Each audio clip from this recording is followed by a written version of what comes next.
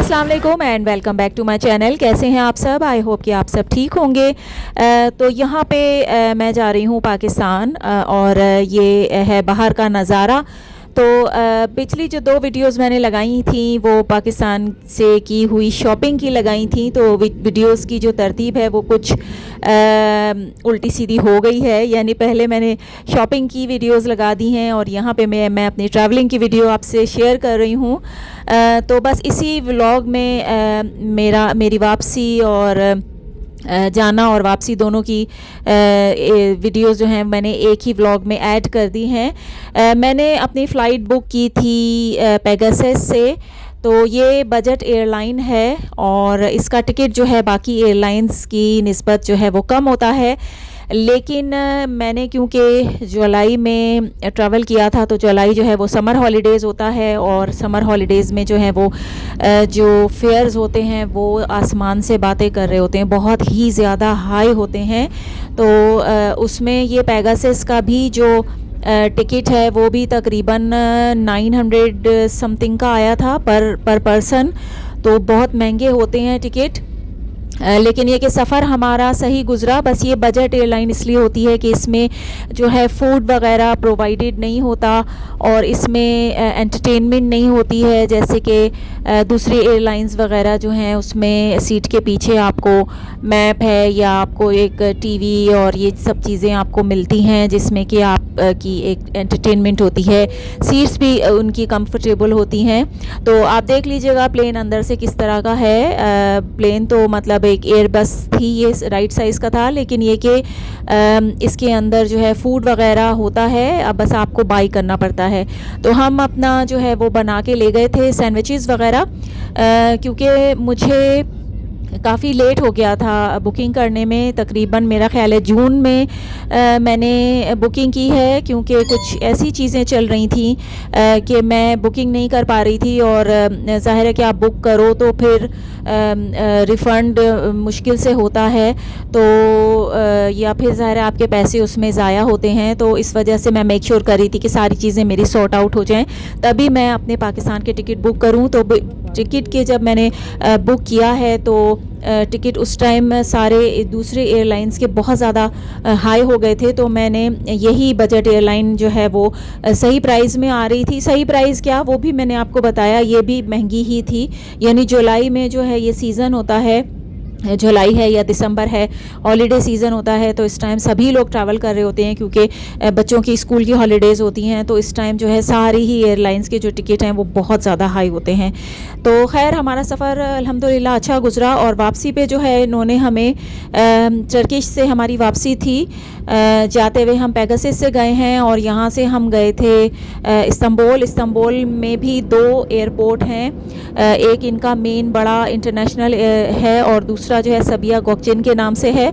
तो हम सबिया गोकचेन में गए थे, वो थोड़ा सा छोटा है जो मेन इस्तांबुल एयरपोर्ट है इनका, उससे। ये सफ़र काफ़ी इमोशनल भी था मेरे लिए, इसलिए कि अम्मी अब्बू के जाने के बाद पहली बार मैं जा रही थी और बस दिल दिमाग में था कि इस साल जब जाऊंगी तो अम्मी इंतज़ार नहीं कर रही होंगी। अम्मी सीढ़ियों पे खड़ी इंतज़ार कर रही होती थी। जब जाती थी तो अब्बू आते थे, गले लगते थे, प्यार करते थे। अम्मी पहले से पूछना शुरू हो जाती थी जैसे ही साल शुरू होता था कि बेटा टिकट बुक करवाया, कब आओगी, कितने बजे पहुंचोगी, क्या बनवाऊं तुम्हारे लिए, कमरा साफ़ करवा दिया है, पर्दे साफ़ करवा दिए हैं और तुम्हें किसी किस्म की परेशानी नहीं होगी, तुम्हारे लिए कंफर्टेबल बेड कर दिया है, तकिए तुम्हारे लिए रख दिए हैं।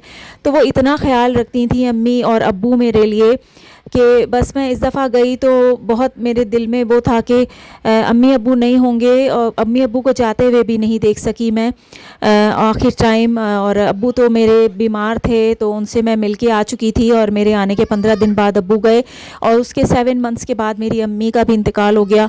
और अम्मी तो बस ऐसे ही चलते फिरते चली गई। वैसे तो उनको कुछ हेल्थ इश्यूज़ थे, लेकिन ऐसा नहीं हमें पता था कि वो हार्ट अटैक हुआ और बस अपनी सर्जरी के दौरान ही वो हमें छोड़ के चली गई। इतना आनन फानन इतनी जल्दी में सब कुछ हुआ कि फिर मेरे घर वालों ने कहा कि अब तुम्हारा यहाँ आना कोई फ़ायदा नहीं है, क्योंकि बेहतर यह है कि उन्हें जो है बस अल्लाह ताला के सुपुर्द कर दिया जाए।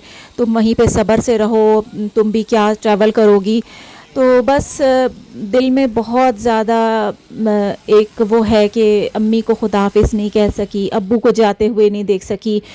तो बस एनीवे वहाँ पहुँची तो बहुत अजीब लगा, घर बिल्कुल ख़ाली, अम्मी अब्बू के बेड खाली थे। और वहाँ सबसे पहले जो है अम्मी ही गले लगाती थी, फिर अब्बू आते थे, वो गले लगाते थे, दुआएं देते थे। तो जब वहाँ पहुँची तब भी कोई नहीं था, और जब वहाँ से वापस आ रही थी तब भी मुझे लग रहा था कि अम्मी अब्बू दुआएं देते थे।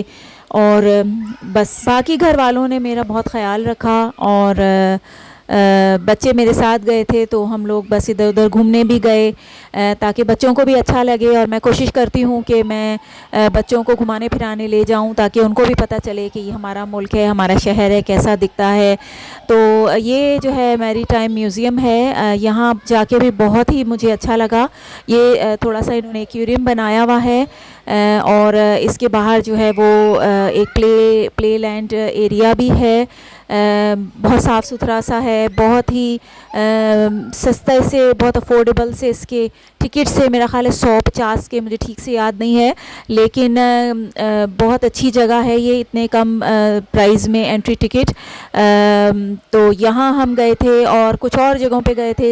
हर जगह की तो वीडियो नहीं बनाई है, जो वीडियोस मैंने बनाई हैं वो आप लोगों से शेयर कर रही हूँ।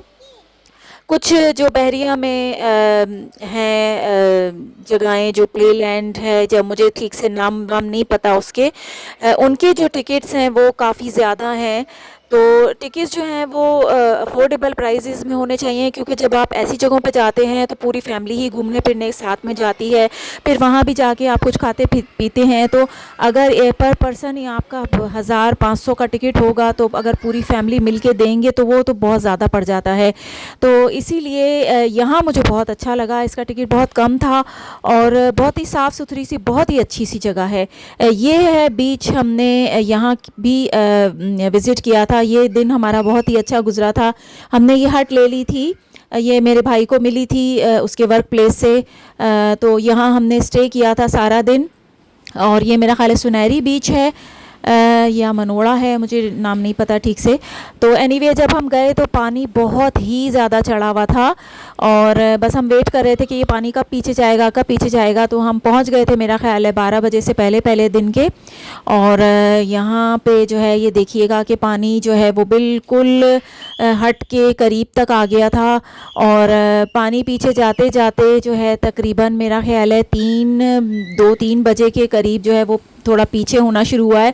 लहरें इतनी तेज़ थीं, हम बस हट से ही नज़ारे एंजॉय करते रहे और दुआएं करते रहे कि ये पानी जल्दी से पीछे जाए तो फिर हम पानी में जाएं, क्योंकि सारा मकसद तो बीच पे जाने का यही होता है कि आप पानी में जाएं। और मुझे तो कराची के बीचेस बहुत ही पसंद हैं। इतने अच्छे सैंडी बीचेस होते हैं कि आप सैंड में बैठ जाएँ और जो है वहाँ पे इंजॉय करें। यहाँ पे जो है काफ़ी पथरीले से बीचेस हैं लंदन में।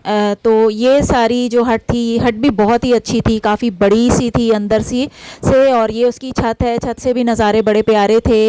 ये इसका सीढ़ियाँ थी नीचे, और बाहर भी अच्छी सी जगह थी। अंदर भी काफ़ी सारे रूम थे, और हर रूम के साथ जो है वो अटैच्ड बाथ था। खाने में हम लोग बिरयानी ले गए थे, और कुछ थोड़े से स्नैक्स हम लोगों ने घर में बनाए थे, सैंडविचेस वगैरह, बाकी जो है ड्रिंक्स और वो सारे रास्ते से हम लोगों ने लिए थे। इस बार मैंने काफ़ी ज़्यादा शॉपिंग की है कपड़ों की पाकिस्तान से, और जो कपड़े मैंने लिए हैं वो भी मैंने वीडियो में शेयर किए थे इससे पहले। तो आप में से किसी ने नहीं देखा तो वो वीडियो भी जाके देखिएगा। काफ़ी अच्छे कपड़े थे वो जो मैंने सेल से लिए थे। तो बस जब आपका दिल उदास हो या अंदर से आप परेशान हो तो थोड़ा सा अपने आप को डिस्ट्रैक्ट करने के लिए ये सब चीज़ें भी करनी पड़ती हैं। घूम फिर भी रहे थे, लेकिन अंदर से दिल में यही था कि काश अम्मी होती, काश अब्बू होते तो और अच्छा होता। वैसे तो अम्मी अब्बू हमारे साथ बाहर ज़्यादा नहीं जाते थे, लेकिन ये होता था कि हम कहीं से भी घूम फिर के घर में जाएं तो अम्मी अब्बू घर में मौजूद होते थे।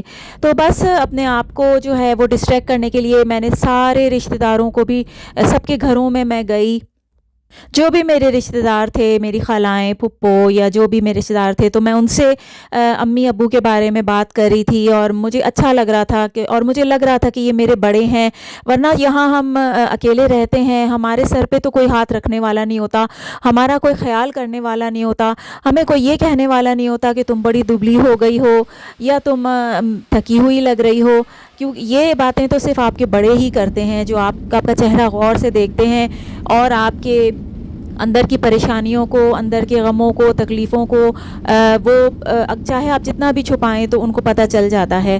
तो बस सब रिश्तेदारों से मेल जोल करके और काफ़ी अच्छा हमारा सफ़र गुज़रा, काफ़ी अच्छा हमारा स्टे रहा अल्हम्दुलिल्लाह। और सब रिश्तेदारों से भी मेरी मुलाकात रही, तो यहाँ पे हमारी वापसी हुई। और भी बहुत सी जगहों पे गई थी जहाँ की वीडियो मैंने नहीं बनाई है। तो बस ये हमारी वापसी जो थी वो टर्किश एयरलाइन से थी। टर्किश एयरलाइन की तो सर्विस अच्छी होती है और हमने अगेन इस्तांबुल जाना था। सुबह के 6 बजे फ़्लाइट टेक ऑफ हुई और इस फ़्लाइट में फ़ूड और एंटरटेनमेंट सब कुछ शामिल था। रात के 1:30 बजे हम लोग एयरपोर्ट पहुंच गए थे। एयरपोर्ट पे बहुत ज़्यादा रश हो रहा था। इससे पहले मैंने कराची एयरपोर्ट पे इतना ज़्यादा रश कभी नहीं देखा है। अंदर जाके भी इतनी लंबी लंबी लाइनें लगी हुई थी जहाँ सामान चेक होता है और फिर जहाँ एयरपोर्ट जहाँ पे आपकी स्टैंप लगती है फ़ाइनल एग्ज़िट की, वहाँ तो 2 घंटे हम लोग लाइन में खड़े रहे। बहुत ही ज़्यादा रश हो रहा था।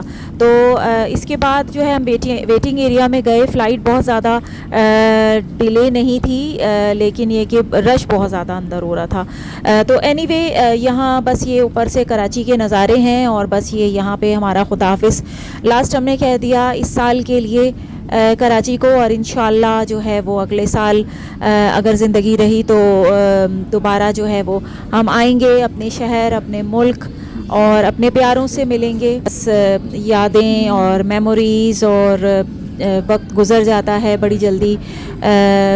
वैसे भी अच्छा वक्त जो है वो जल्दी गुज़र जाता है अपनों के साथ। बस वापस आके वही तन्हाई और वही सारे रोबोटिक लाइफ और वही काम और जॉब और सेम रूटीन रहती है।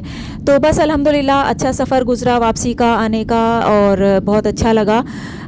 तो ये तो थी मेरी आज की video travelling vlog. I hope कि आपको आज की वीडियो पसंद आई होगी। पसंद आती है तो लाइक करें और सब्सक्राइब करें। मिलती हूँ आपसे नेक्स्ट किसी वीडियो में। तब तक के लिए टेक केयर एंड अल्लाह हाफिज़।